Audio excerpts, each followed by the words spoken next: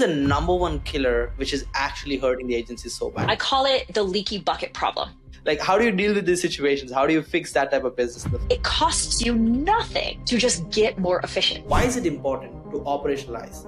Spend the cost of your operator's salary, close all of the gaps in the bucket, and keep that water in the form of profit. Tell us the science of getting things done. You would go into the backyard and you would play like backyard family soccer. I'm going to think you have the ball. You think I have the ball. The ball's going to go through. How do you fix that type of business in the first place? You put yourself in this kind of churn and burn vicious cycle, and it's a hamster wheel that's hard to get off of. What is the playbook for that? Strong onboarding processes, on average, 3x employee retention, and increase employee retention by 72%.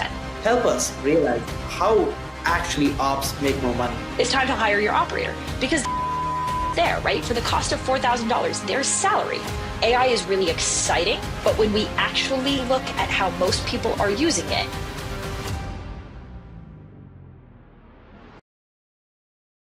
What's going on? What's going on, everybody who's actually listening to this podcast? First of all, guys, welcome back to another episode of the Nikhil Sai Show, which is hosted by me, the Nikhil Sai. And guess what's going on today? I'm back with another amazing, incredible guest. This podcast is going to be quite different because I met this person when I was at a very interesting summit. And this was a summit with all these people with gray hair. And if I should mention, we were probably one of the few young people there, trying to merge with these people. And, we were all talking about like nerdy mergers and acquisition stuff, buying businesses, selling businesses. And I was there to learn primarily about how to actually package a business and sell it, or how to acquire a business. But then I ended up learning operations and how important that is. And I built and scaled companies, with up to 80 people on the floor. And it's insane the amount of people you have to have and the systems you need to handle that scale. And I never saw somebody talk about operations with such passion and such compassion. And not just that, but also super clarity on what they're talking about operations. That's why I'm bringing the ops girl, the magic ops girl in the digital space. And let's welcome the founder of Spyglass Ops, Jhana Lee. Hey, Jhana. Hey, thank you so much for having me, and thanks for that nice intro. Yeah, excited to have you on.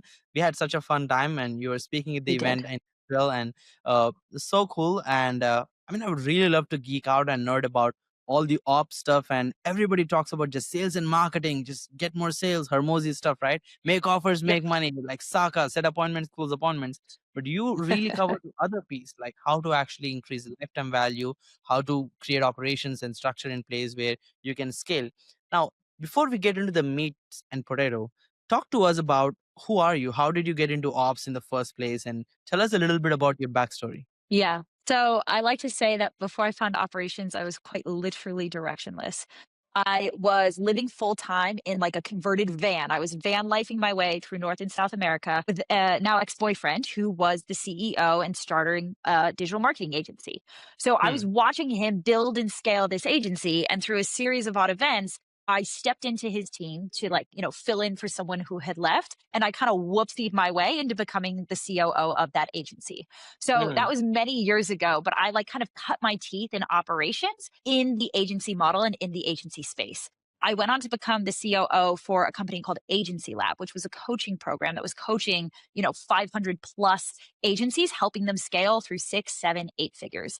So I got to be the operations coach, looking at hundreds of agencies every week. They were coming to me with all their operational problems, and I got to learn really quickly, what does it take to actually scale the operations of an agency as efficiently and as profitably as possible. So that's where I got my start. I started my own company about 4 years ago, helping other agency owners grow and scale through the things that I learned. And learning from my mistakes so that hopefully they're able to get there faster, easier, and more profitably. Yeah, such a cool thing to do and very nerdy as it sounds. Very nerdy, yes. So, I remember you were showing so many numbers and data points on like the board. I was like, yeah, holy smokes, do we even track this metric? Oh, shoot, we don't. Let's write that down. It's crazy. Talk us through when you see the agencies, right? And probably there's tons of agencies listening to this podcast. What is the number one killer which is actually hurting the agencies so bad? What do you see the most common mistake which is happening in front of their eyes, but they fail to realize it, they fail to fix it? What is that common thing you observe when you're talking to agencies? Yeah. So the biggest problem that I see, I call it the leaky bucket problem. So I want you to imagine for a moment, your business is a bucket. And sales and marketing is responsible for like piping water into the bucket, right? That's the pipeline of cash flow and revenue that's being brought into your bucket. Okay. Hmm. Every single bucket has cracks and gaps and holes. And these are the operational inefficiencies that are leaking water out of your bucket. The bigger the bucket grows, right? Like, so the more we scale and grow our business, the bigger these cracks become. And because as founders, we're so focused on the pipe, we're so focused on sales and marketing and bringing more money in, we Hmm. often lose sight of, we literally just don't see the cracks and the gaps in our bucket that are costing us all of the water that we're working so hard to bring into the bucket in the first place. What's cool about this is that sales and marketing is a game of spend more to make more, right? Like you have to Yeah. spend a lot of money on ads and on sales commission to bring that revenue and bring that water into your bucket. It Hmm. costs you nothing to just get more efficient. It costs you Mhm. nothing to find the gaps and to close them. And you get to keep all of that water in the bucket for free, which means that it drops straight to the bottom line in the form of profit. So while sales and marketing drives revenue, operations drives profit. And it does that by finding the inefficiencies that are costing you all of your time and all of your money and all of your energy and closing those gaps, keeping that water in the bucket and building the most profitable version of your business. Jeez, I love that. That's so Does cool. that make sense? And yeah, totally. I mean, the way you explain such a complex concept of operations and how it actually increases net margins in Mm. layman language, it's incredible. I mean, like somebody very famous Clearly, mentioned I've this. talked about this a little bit. Yeah, yeah, totally cool. Now let's talk about this, right? Like, what are like the few profit activators when you go into a Yep. business, right? And I see Yep. this day in day out. I talk to so many agencies, and they're all having this acquisition problem. Like, hey, I just need more leads, and more sales is gonna save my business. Like, how can I get more?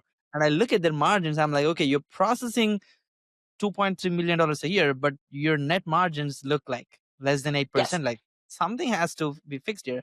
They're like, no, it's just sales. I just need more clients. I'm like, no, you're like, okay, let's like, how do you deal with these situations? How do you fix that type of business in the first place? Yeah, 100%. So we have to find the cracks in the bucket, simply put, right? And it depends on the stage of growth that an Hmm. agency is in.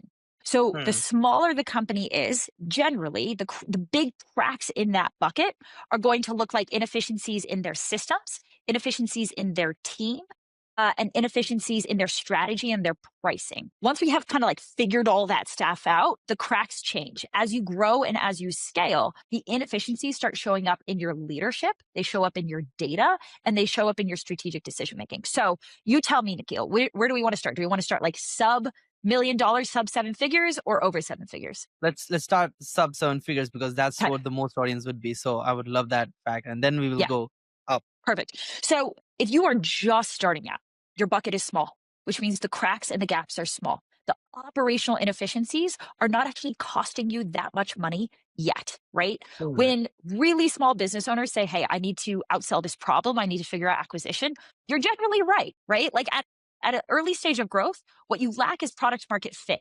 You need to figure out how to market to your ideal client, how to get them to buy the thing. And this Hmm. any systems or operations required in the business should be focused around doing that. The operations that help you get more appointments on the calendar and close more appointments on the calendar.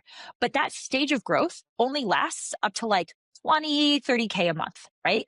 As soon as you start to exceed that 20 to 30K per month revenue mark, your operations need to now start shifting to the back end because what starts to Hmm. cost you a lot is client churn, right? We're working so hard to bring all of these clients into the bucket, and then they're just turning around and they're churning out 3 months later. And you put yourself in this kind of churn and burn vicious cycle, and it's a hamster wheel that's hard to get off of.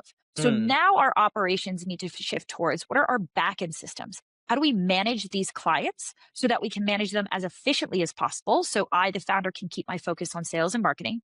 How do we manage these clients as well as possible? So we do a really good job. They don't churn out due to like stupid mistakes and dropped balls that were totally preventable. And they Hmm. actually just stay with us longer so that I don't have to put so much pressure on always acquiring the next client. Hmm. Yeah, totally makes sense. I kind of see this as a very common pattern. Most agency founders I know are like either they're doing like this big ticket deals that they personally be involved in the client with where the retention is good, and then they Yep. lose out all the smaller clients where they're managed by project managers and stuff, right? Like they can't replicate the client success at scale. And how do you Yes. operationalize it where like a CEO could be confident that, okay, my client success head can keep similar, Yes. if not better attention? And it's such a good question. And that's where we get to the critical bottleneck that I would say holds most people back from reaching the 7-figure mark, which is team. Do you know how to build and hire a team? Do you know how to equip that team with the systems and processes they need to replicate your level of performance and your level of success? It's a skill set, right? We have to learn how to hire. We have to learn how to train and onboard. We have to learn how to manage. And if we do this successfully, our team will be able to start to perform exactly like you said, better than we could, right? We get to Hmm. hire experts who theoretically are better at their job than us because while we're the Swiss Army knife having to do everything in our business and do all of it Hmm. just okay, they're the scalpel. We get to hire experts for specific roles where they get to be better in that position than we are if we know how to find them, if we know how to hire them, if we know how to unlock their highest performance. And that's where it actually comes back to leadership. Do you, as a leader, know how to build a team that can perform better than you can? I mean, that word is pretty scary for most entrepreneurs. Like leadership. Oh my God, are we getting Yeah. corporate now? Like we don't have a board members. Like what do we do, right? So talk us through like in layman's language. Like when I talk to an agency owner, right? Like they would comfortably spend another 10, 20, $30,000 on marketing to get more leads. Yes. When it comes to Yes. hiring an ops person or a client success manager, and they're like, Yes. nah, we have Philippine teammates. Like let's just $3 an hour. Let's keep it that way. Like how do you go? What's the mindset shift and what is the process to actually find the right operator? Let's talk about that. Great question. Yeah. So you mentioned I like numbers. I'm going to bring it back to the numbers just to help put some dollars and cents Mm-hmm. behind this. Mm-hmm. So, on average, high performance teams, A player teams, are 2.1x more productive than your average team. So, what does that mean? It means for the same exact labor cost, right? I can pay my team the exact same amount. And just by getting A players and leading them correctly, I can double the revenue and output from that team. So, if we're Crazy. using an agency example, right? When I was the COO of an agency, the average, client success manager for the average agency could manage between, let's say, 30 to 40 accounts. My Hmm. client success managers were managing between 80 to 100 accounts each. So at scale, this really stacks up. My team was literally 3x more productive than my competitors, which means Hmm. that I got to keep my team a third of the size for the same amount of output. I got to save, I think I ran the math once, I got to save $350,000 every single year on labor cost, people that I didn't have to hire because my team was just better. They were just producing a higher result for the same cost. And that 350 grand, again, it's a leak in the bucket. It drops straight to the bottom line in the form of profit. So if you want to scale as profitably as possible, one of the highest leverage skills that you can acquire is how do I build a strong team and how do I lead them well? Because the bigger and bigger your company grows, that profit is just going to stack in your favor over time. I mean, I love that so much. And the fact that how you operationalize it and increase your profit by just keeping your team effective.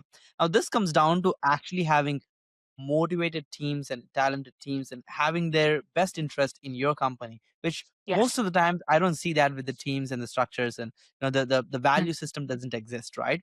Now let's go step by step. Like let's start with the hiring piece, right? Like if we have to completely create a strategy, a system for somebody to listen in today and be like, okay, now I know how to hire my best teammate or best operations head or best client success manager.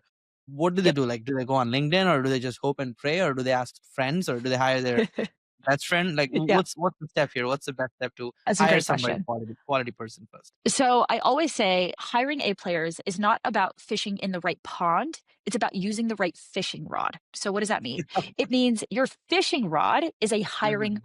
process, right? We have a hiring process. We give our clients an 8 step by step hiring funnel that they build every time for every role that they need to hire for. Now that sounds like a lot of work, but what happens is that you are able to drop a process that good into any pond, right? I can Mm. drop that process into LinkedIn, into Indeed, onto Facebook. I can put it everywhere. And the process will pull out the A players. I will literally attract the right person for every role every time, no matter where I hire from or the budget that I have to work with for that role, because the process guarantees that I get the A player. So most people, when they're starting, are like, okay, thoughts and prayers. I'm going to put this job description out on my Facebook, and then I'm just going to hire the first person who says yes, that seems somewhat competent. That's not a process, right? And so sometimes you'll get lucky and you'll get somebody awesome. But most of the time, by the time we come in, because we work with 7 and 8 figure businesses, by the time we come in, we have to come in and help our clients fire a bunch of people, because they hired the first people that were available and competent instead of hiring the person that was the right A player for the role. And that becomes a very expensive mistake that we have to go back in and correct for later. I mean, I could see that happening every day in every business I kind of talk to, because they have this initial set of people that they Yes. can't get rid of. Now those Yes. people will basically pull the team spirit down, and now the company's morals down, and like the whole Right. shebang happens overall. It's a painful, vicious cycle to find right people. Now, once you find the right person, right, using the operationalized hiring system you mentioned, and you create a funnel like that, and you attract clients, onboarding them with the right expectations and having them do the work is a different set Yes. of skills.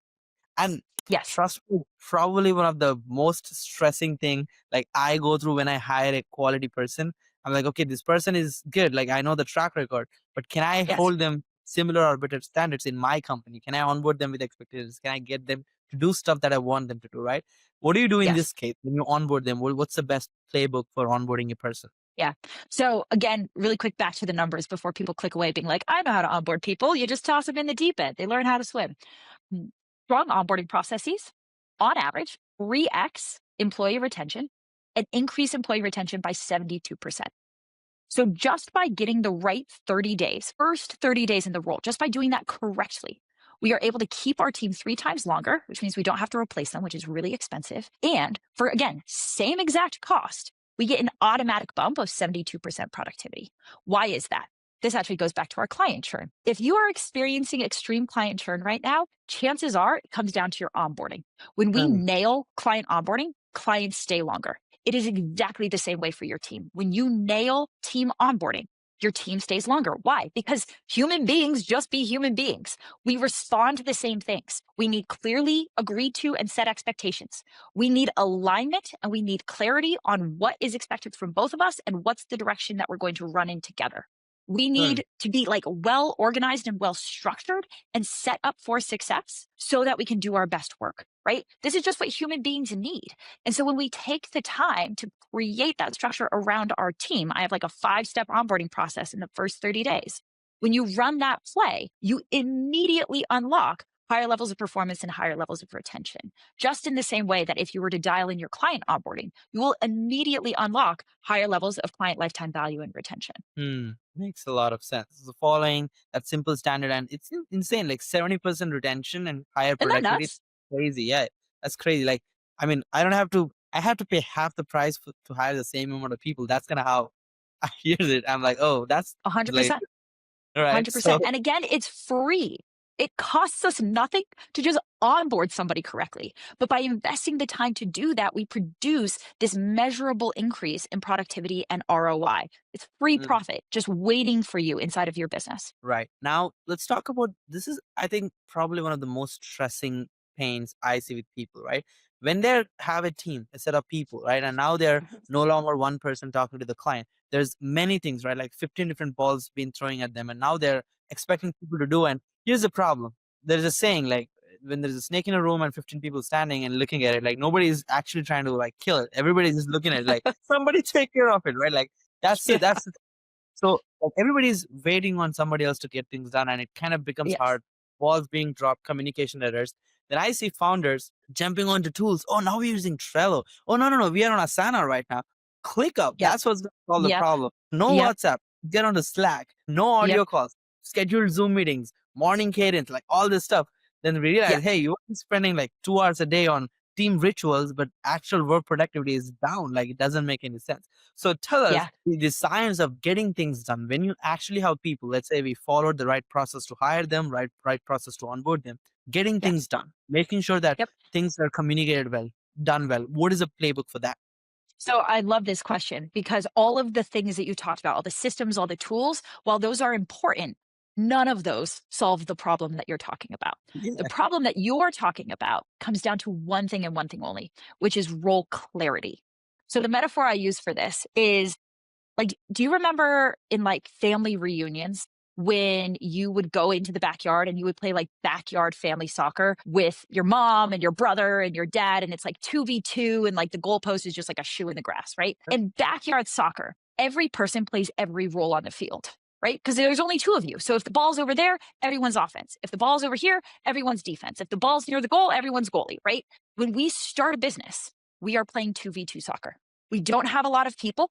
We have to fill every hat and every role on the field with the people that we have, which means that we, the founder, end up wearing all the hats and playing all the roles. Yeah. Then our company grows. Then our team grows, but we don't evolve our thinking. We keep playing the game like it's 2v2 soccer, except now it's like a National Soccer League FIFA World Cup sized field. And we have 11 people on this field, but we're still running after every ball. If the ball's over there, everyone's offense. If the ball's over here, everyone's defense. And what happens if you try and pack 11 people into a goal so everyone plays goalie? They're going to step on each other's toes. I'm going to think you have the ball. You think I have the ball. The ball's going to go through, right? These are why dropped balls happen in our business. So the answer isn't more systems. The answer is that we have to evolve our thinking about our team. We have to establish roles on the field. That's role clarity, right? You're the goalie. Here's what it means to be the goalie. Here's the area of the field that you're responsible for. Here are the measurable outcomes that you are responsible for. Block 90% of shots on goal, right? That's a metric. That's a key KPI, a key performance indicator that I can put and transfer ownership to this person to build this role within the business. And then what happens? That goalie gets to spend all of their time becoming the best fucking goalie ever. They don't have to worry about any of the other balls. They get to just dial in and become an expert at that. They also no longer are stepping on other people's toes, getting confused about what balls are theirs or what balls are mine. When you create role clarity across every single person on your team, you become more efficient because now not every single person is chasing every single ball. And the person who becomes the most efficient is you, the founder. Because right now, let's be honest, you're the MVP on that soccer field. You are running after every single ball. 100%. If we build a team to cover the field, what do we unlock for ourselves? We offer ourselves the opportunity to step off the field, to step away from being the MVP and become a coach on the sidelines. And what that means in your business is freedom. It means 20-hour work weeks. It means a self-managing team. It means a team that can get their own jobs done without coming to you for everything or solving all their own problems and making their own decisions. So role clarity is really important for like productive and profitable team, but it's also really important if you, the founder, ever want to get yourself truly out of the day-to-day weeds. Does that make sense? Yeah, I love that. Like, I mean, it's really disheartening to even realize, okay, I still don't have few people in my team who have clarity on their roles. So it's something for us to work right now, right? So it's quite interesting to even think about it from that frame, right? We have the good-looking name titles, but that's not it. We have to have clarity, the KPI, and the accountability for the tasks they need to do. Now, I really had this issue when I'm scaling my own company, which is a bunch of friends or people who started with me, the old school people in my company, right? We grow at fast pace and the balls get dropped. We see people no longer fit the requirement or they don't evolve to the scale we want, right? And then there's a very intimidating situation. And I see this with founders every day. They hire somebody they like, know, or trust, they believe in, or they stay, have a long relationship, or they just hired. Now they're like, okay, they made a mistake. Should I admit? Should I not admit? Or if I admit, I penalize them and do a pay cut, or should I like scare them off, get on a Zoom call and do some cussing? Like, what should I do? Or should I just fire them? Or like, should I hire an alternative? Like, what is the best way to deal with situation like this where you have people, you tried your best, you have set clear expectations, but the balls are being dropped. The quality standards don't exist. How do you deal with this situation? Yeah. So my baseline for this process actually came from Layla Hermosi, who is one of my first ops mentors. And she calls this manage up or manage out. So manage up or manage out means there is a performance gap, right? We need expectations and performance to be all the way up here. The person in the role is performing down here. What do we do? The very first step is that you immediately address the problem. Immediately, right? Generally, we as founders, it's such an uncomfortable thing to have to talk about it. And it's generally just like easier and faster for us to just get in there and fix it ourselves, that we let these things slide. But the challenge is that our team has no idea that they just fucked up. No one is a mind reader, right? So while you're over here getting more and more frustrated and more resentful, your team has no idea that they're doing something that's pissing you off. Our job as leadership is to offer them clarity around where is the performance gap. And this goes back to role clarity, right? If we have a clearly defined set of outcomes, and this is what success looks like in the role, then we have something that we can fall back on and say, hey, these are the expectations. Plot twist, in my onboarding process, you give these expectations to your team member on day one. Hey, these are the expectations. This is your job now. These are the KPIs we are going to hold you accountable to. So now down the road, if my team is performing, I can pull that back out and be like, help me understand. Because we agreed that these are the expectations of the role. You're performing down here. So help me understand where this gap is coming from and help me understand what you are going to do to close the gap. When you set a performance conversation that way, a couple of things happen. The first thing is that your A players get really motivated, really clear on where they have a growth opportunity, and they will level up. That's the managing up. Your B and C players will be like, oh, I hate all this pressure. I hate all this accountability. I want things to go back to the way that they were. Things were so much chiller back then. And they will quit. They will literally manage themselves off the bus because they are no longer a fit for the high performance environment that you're creating. But your process as the leader is exactly the same. And what it becomes is a filtration system where only your A players stay and level up. They get managed up. Your B and C players will self-select off the bus. And now you have the opportunity to replace them with A players. I mean, I love that. Just understanding the fact that you can do this, it's just so calming and relaxing that, okay, you can talk to people when some things go wrong. You don't have to stress by yourself and you don't have to cuss at your own self, by hiring a total delayed. Like I had a bunch of people running around, they were dropping balls and I was just like trying to do the stuff they were missing, then getting frustrated. But in fact, I should have just addressed it in the first place. And that's probably the best thing to do. And we moved on and we got better at this, but I could just see how many more entrepreneurs would relate to the situations I've gone through. 100%. So my next question to you would be, people have this mindset that, oh, marketing and sales, they make me a lot of money. What about ops? It doesn't make me money. It's just an extra expense. If I'm hiring an operations head, client success manager, a few more project managers, this is just additional $10,000, $20,000 a month in expense. Why would I do that, right? Just spend more on marketing. Help us realize how actually ops make more money for a business. 100%. So I'll go back to the leaky bucket, right? Sales and marketing, spend more to make more, drives revenue. Operations, spend the cost of your operator's salary, close all of the gaps in the bucket, and keep that water in the form of profit. So an ops manager, which is the entry-level operator hire. When I say an operator, I'm not talking about like some multi-six-figure COO with 10 years of experience. I am talking about an ops manager that you're paying in the US 4 or 5K a month for. They're responsible for like your basic systems, starting to build and hire a team, starting to get the right processes and SOPs in place. It's like 4K a month. Right now, do you believe that you have 4K a month of operational inefficiencies in your business across all the clients that are churning and across all the hours that you are wasting running around, picking up dropped balls and figuring out what the heck is going on and managing your team and cleaning up systems and doing all of that? Do you think that you could make $4,000 additional dollars a month with that time if you freed it up and you got it back? Okay, the second to the answer to that question is yes. It's time to hire your operator because the ROI is there, right? For the cost of $4,000, their salary. I'm going to free up all this time, all this energy. I'm going to save all this money. All of these clients are not going to churn out. My team is not going to churn out because we have the proper hiring and onboarding systems in place. My team is going to perform better. I'm going to use my time more effectively, right? Like you get all of these benefits. Do you think that's worth $4,000 a month? Okay, then go ahead and hire your operator. For the agencies that I work with, generally that stage of growth happens at around the 50 to 75K per month mark. That's when I recommend the agencies have a dedicated ops manager and it's worth the full-time salary to bring it in. Most agencies that I see wait until like the 100 to the 200K per month mark. And you can do that, but it's just going to cost you so much profit. It's going to cost you profit and it's going to cost you speed. Because if you'd gotten that profit earlier, what do you get to do with it? You get to reinvest it back into marketing and sales and you get to grow faster. So the sooner you recognize that the gaps in my bucket are costing me more than it would cost for me to hire an operator, the sooner you get to reclaim that profit back, the sooner you get to reinvest it, the sooner you get to grow and hit your goals. Yeah. Makes a lot of sense. I mean, it's very clear if the cost of the teammate you're hiring can help you even decrease that amount of churn, like it's Mhm, really a rational decision to make.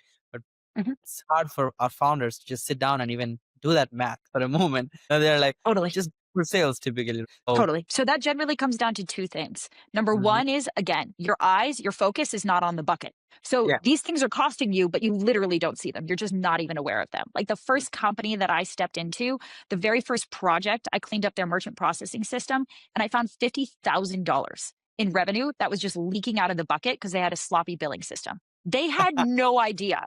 They had That no idea. It was costing them $50,000 a month, right? Like that is a huge crack in the bucket. So just because you don't see it doesn't mean it's not there.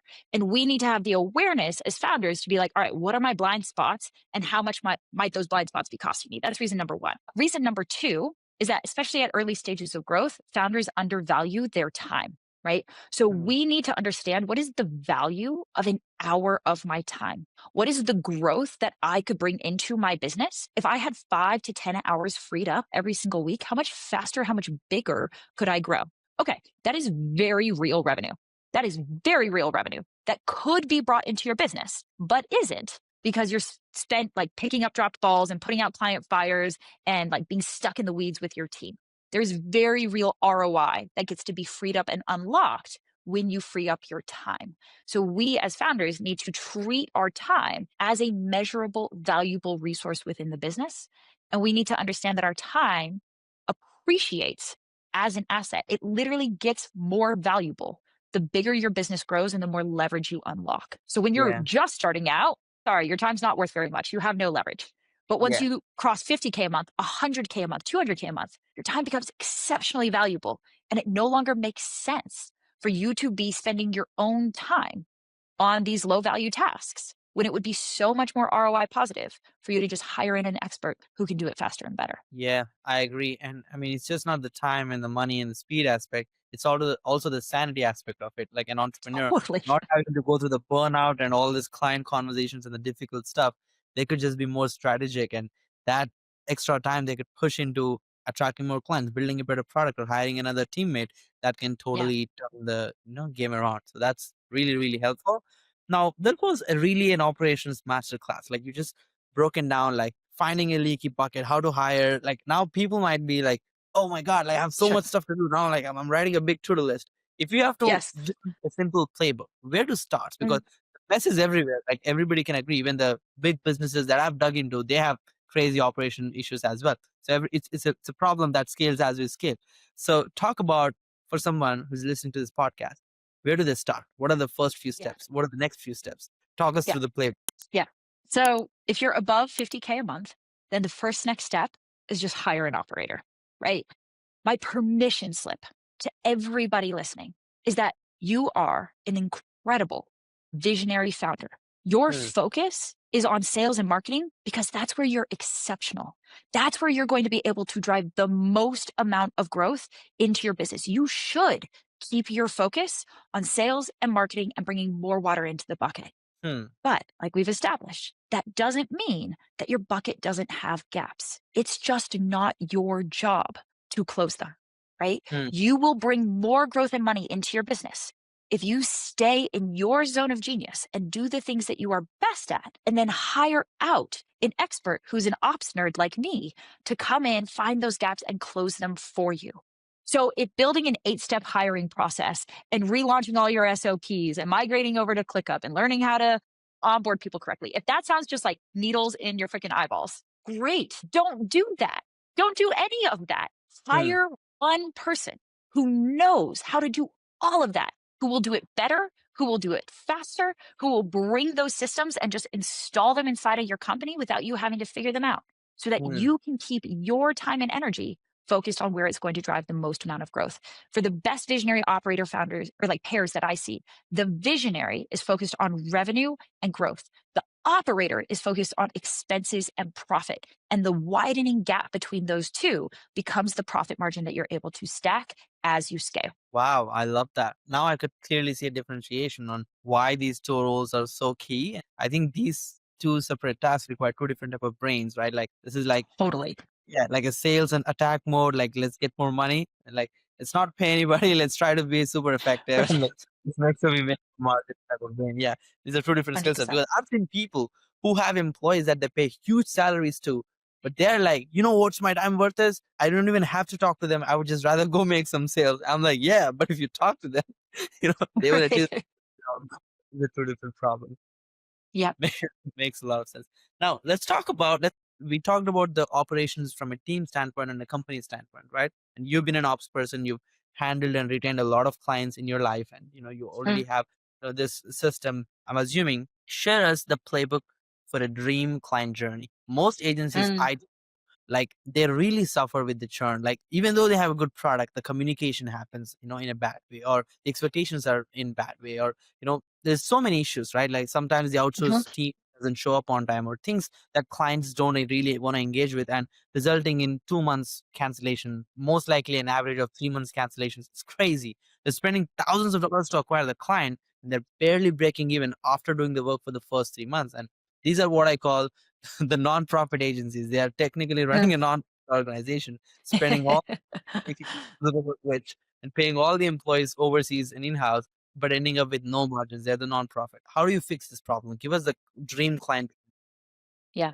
So if there were two things that I could call out as like, if you only have time to fix two things, fix these two things, it would be this. The first is that you need alignment between your front end and your back end. Simply put, can you actually deliver on the promises that you're making?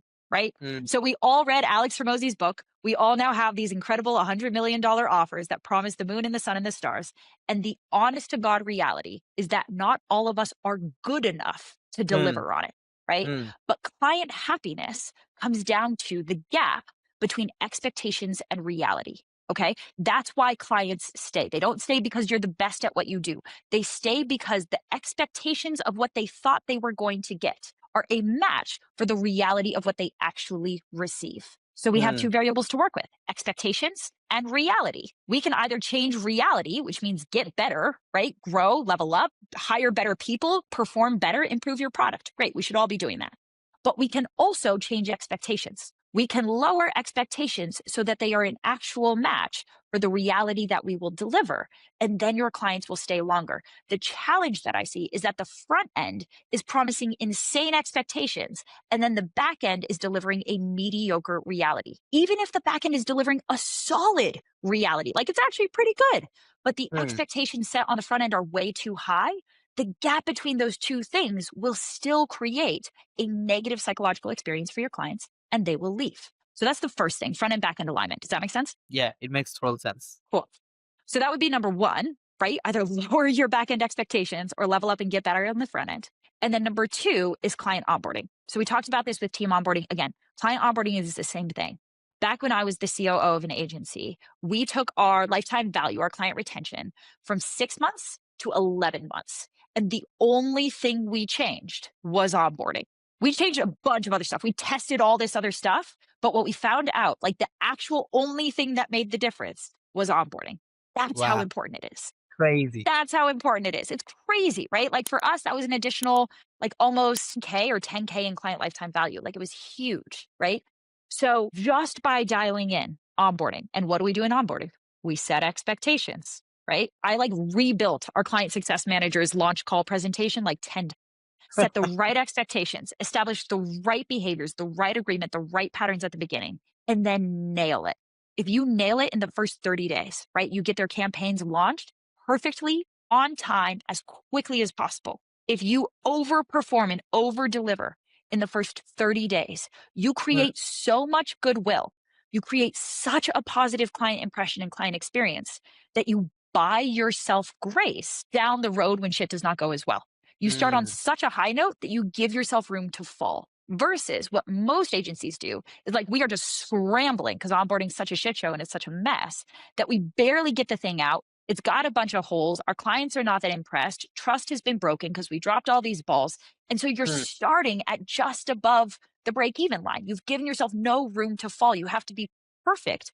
Otherwise, they're going to leave. And let's be honest, nobody's perfect. So if you're going to focus on one area, focus on onboarding. Set those first 30 days up for success, and you will automatically unlock client retention and lifetime value, I promise. Wow, that's such an unlocker. I mean, doubling your client, like retention time by just changing onboarding, that's a huge lever. Like That was if nuts. somebody looking for a better sales script, like stop, just look for a better onboarding. Literally. That's what matters the most. Yes. Totally see how it plays out. Like if they're staying 6 months and they're paying $1,000 a month, the acquisition cost might be 2 or 3 thousand. They might only make a couple thousand profit, but if they're staying Mhm. 6 months, no acquisition cost, the margins can go really high. Like, and Correct. this brings back to the actual like the operationalizing of business. Why do we even have to operationalize? Can't we just run by the hustle, right? My real reason is to learn to sell businesses, and we are already in the process of selling multiple businesses, acquiring a bunch of them, building a portfolio and whatnot. And that's one of the reasons why I was at the M&A summit we were at in the first place. Talk us through, first of all, why is it important to operationalize? And how can you bring the value of a business to life? Because most people, they have this assumption agencies can't be sold. Like these are one-person businesses.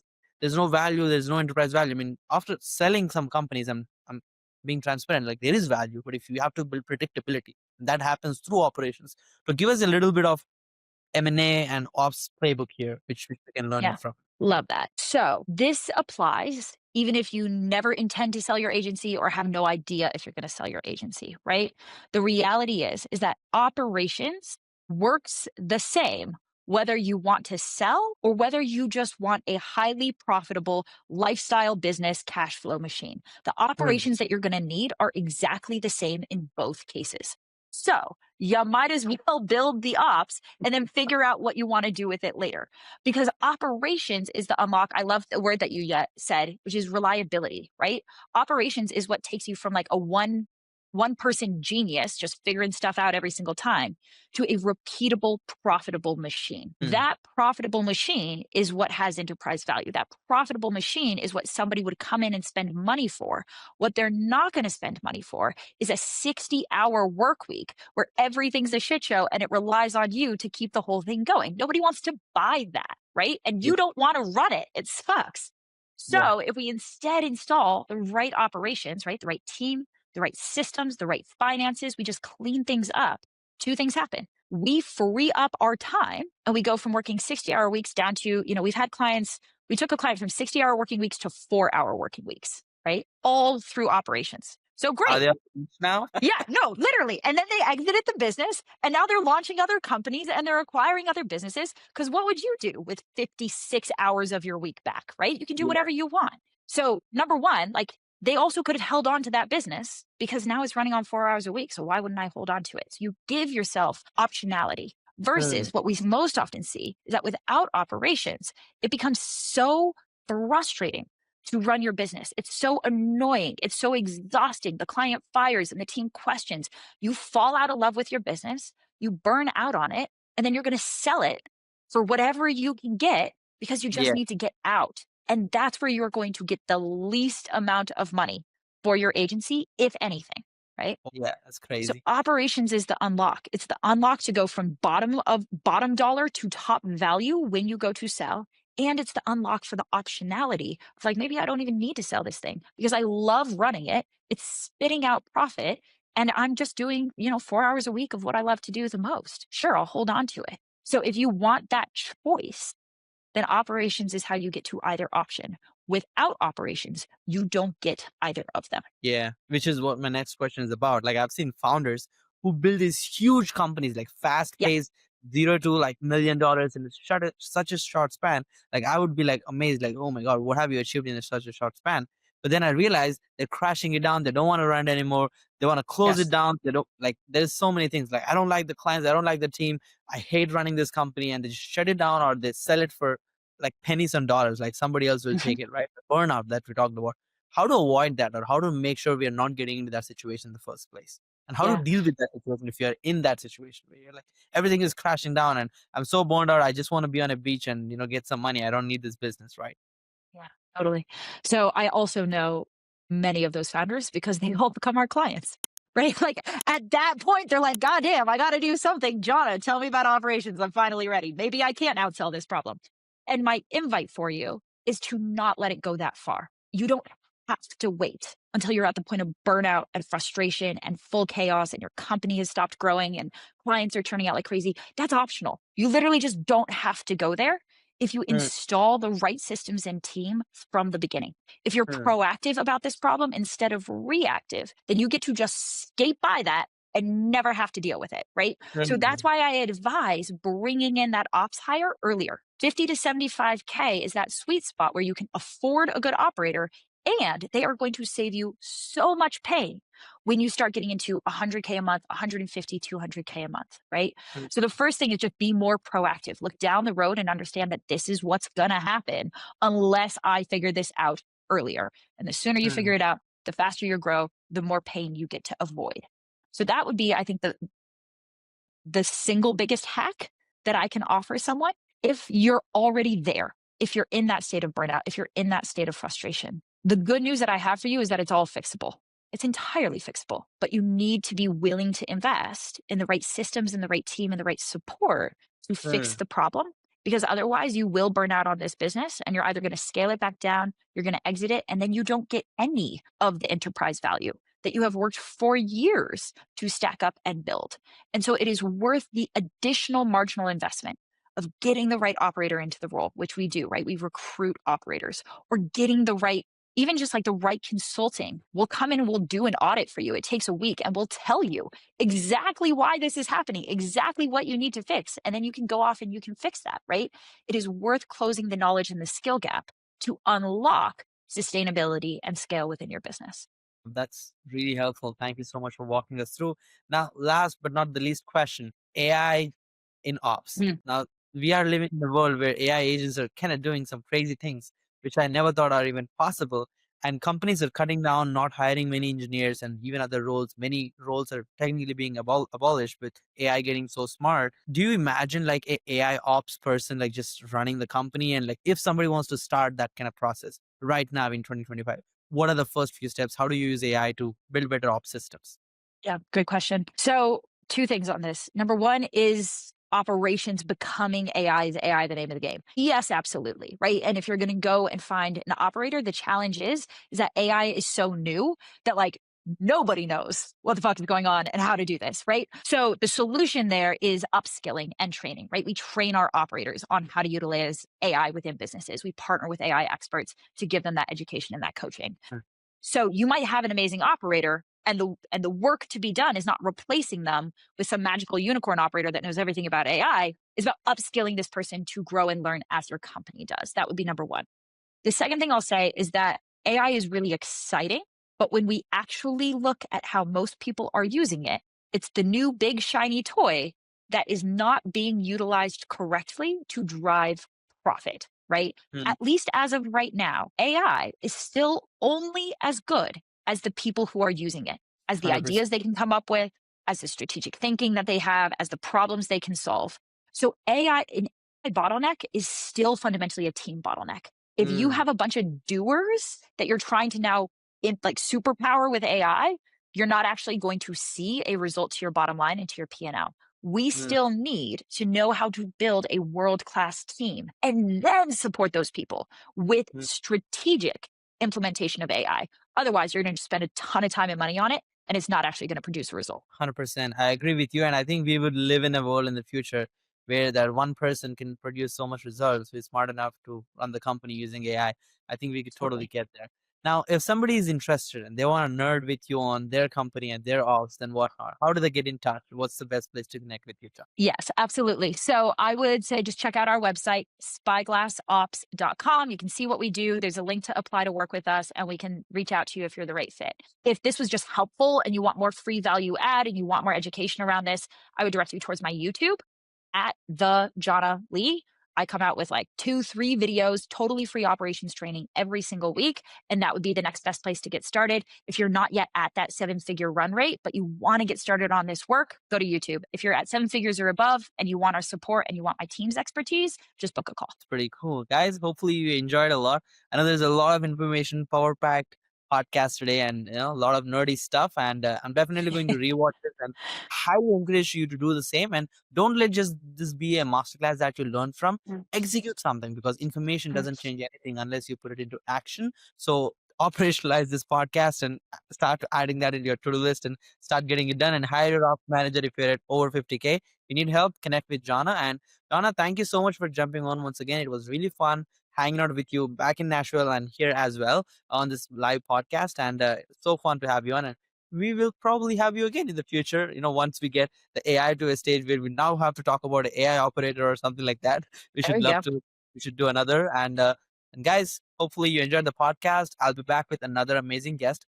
Please, please, please, one small request: share this with every agency owner you know. Even if they're at a very small scale where they're trying to build a company, or even if they're at seven-figure level, this podcast will operationalize. Operations has been the biggest back burner for me. It really it cost me, if not millions, to learn and get where I am. It's really hard problem to solve. I had to go through crazy things. Don't get there. Build operations system, and if you need help, rewatch this podcast. And I'll be back with another amazing guest. Stay tuned for the podcast. And this is me, Nikhil Sai, signing off with Jhana for now. Thanks. Thanks, everyone. Ooh, that was